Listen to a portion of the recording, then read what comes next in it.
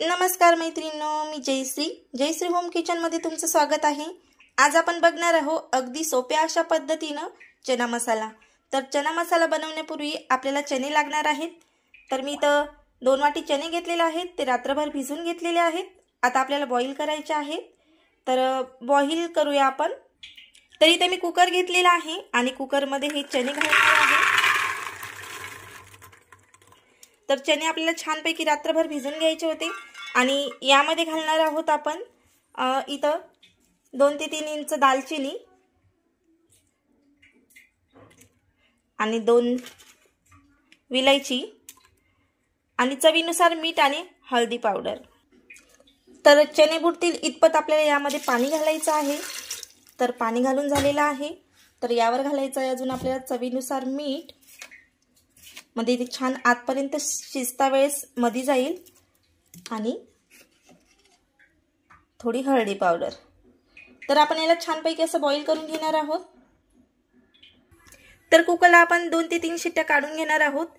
हे बॉईल होईपर्यंत आपण मसाला बनवून घेऊया। तर मसाल्याला काय काय साहित्य लागते ते बघूया। तर इथे मी मीडियम साईजचा एक कांदा चॉप करून घेतलेला आहे आणि ते आपण आता छानपैकी फ्राय करून घेणार आहोत। तर इथे घेतलेली आहे मी एक पॅन आणि पॅन मध्ये एक मीडियम साईजचा कांदा घातलेला आहे। हा चॉप करून घ्यायचा आहे आपल्याला आणि छानपैकी असा फ्राय करायचा आहे। आणि एक खोबऱ्याचा तुकडा घेतलेला आहे मी, हा सुद्धा चॉप करून फ्राय करून घ्यायचा आहे आपल्याला। तर बघू शकता कांदा आपला छानपैकी फ्राय झालेला आहे। अशाच प्रकारे आपण खोबरे सुद्धा फ्राय करून घेऊया। छानपैकी आपला मसाला भाजून झालेला आहे। तर मी इथं खोबरं भाजून घेतलेलं आहे, आलं घेतलेलं आहे 1 ते 1.5 इंच, लसणाच्या पाकळ्या घेतलेल्या आहेत, 2 छोटे टोमॅटो घेतलेले आहेत आणि कांदा छानपैकी असा फ्राय करून घेतलेला आहे। आणि ज्या चण्यामध्ये आपण बॉईल केलेले विलायची सुद्धा काढून घेतलेले आहेत। आपले चणे पण छानपैकी बॉईल झालेले आहेत, तुम्ही इथं बघू शकता।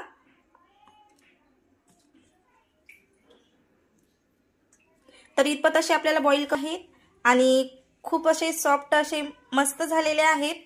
तर अशा प्रकारे आपल्याला हे चणे आपल्याला असे बॉईल करून घ्यायचे आहेत आणि यामधलं पाणी अजिबात आपल्याला वेगळं काढायचं नाही, हे आपल्याला हे भाजीसाठी वापरायचं आहे पाणी। तर आपल्याला आता हा मसाला आपल्याला बारीक ग्राइंडिंग करून घ्यायचा आहे। तर मसाला काय काय घेतलेला आहे ते आपण बघितलेलंच आहे। तर छानपैकी आपण मसाला असा बारीक करून घेऊया। तर आपला मसाला छानपैकी असा बारीक करून झालेला आहे। तर आपण आता भाजी बनवायला सुरुवात करूया।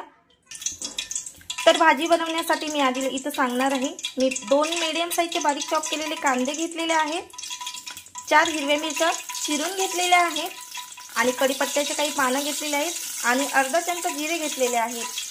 तर बनवायला सुरुवात करूया। तर एक कढई घेतलेली आहे आणि कढईमध्ये मी 3 चमचे तेल घातलेलं आहे। आता यावर आपण घालणार आहोत जिरे।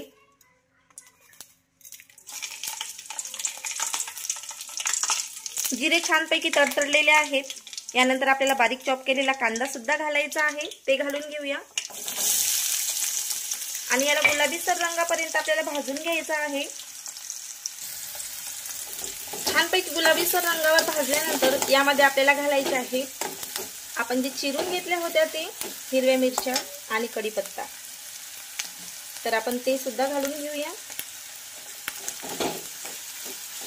कढीपत्ता मी नंतर टाकण्याचं कारण म्हणजे याचं तेल अंगावर उडण्याची भीती असते, त्यामुळे मी हे नंतरच घातलेलं आहे। तर याला छानपैकी असं आपण फ्राय करून घेऊया। हे फ्राय झाल्यानंतर यावर घालायचा आहे आपल्याला मसाला। तर आपला गुलाबीसर रंगावर कांदा फ्राय झालेला आहे। आता यावर आपण मसाला घालूया।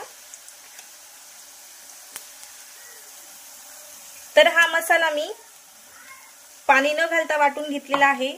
यामध्ये टोमॅटो घातलेले असल्यामुळे टोमॅटोमध्ये पाण्याचं प्रमाण जास्त असते आणि आपल्याला मसाला काढता वेळेस पाण्याची आवश्यकता लागत नाही।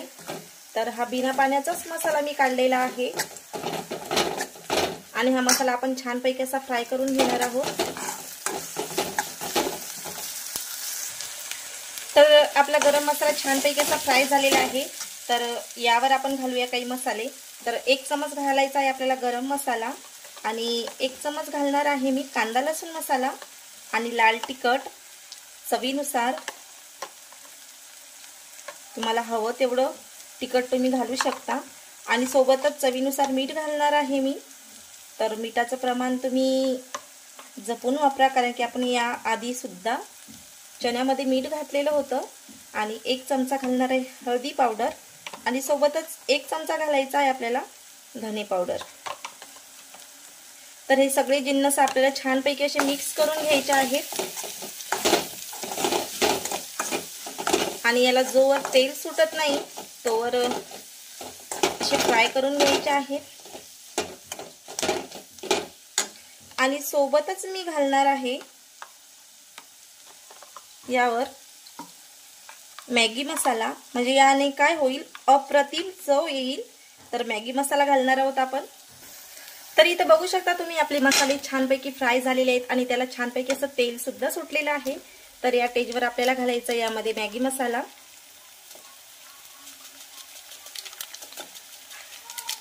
यामुळे काय होतं की चव एकदम छान येते याला आणि थोडं वेगळं फ्लेवर येतं. तर आता हे आपण एकजीव करून घेऊया आणि यावर आपल्याला घालायचं आहे आता.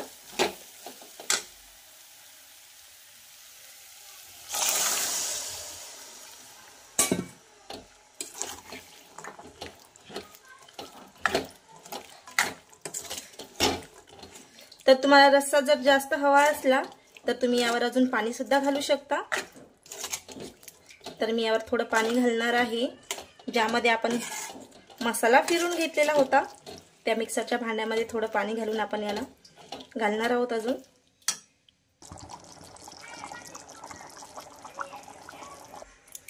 तर तयार आहे आपला चना मसाला.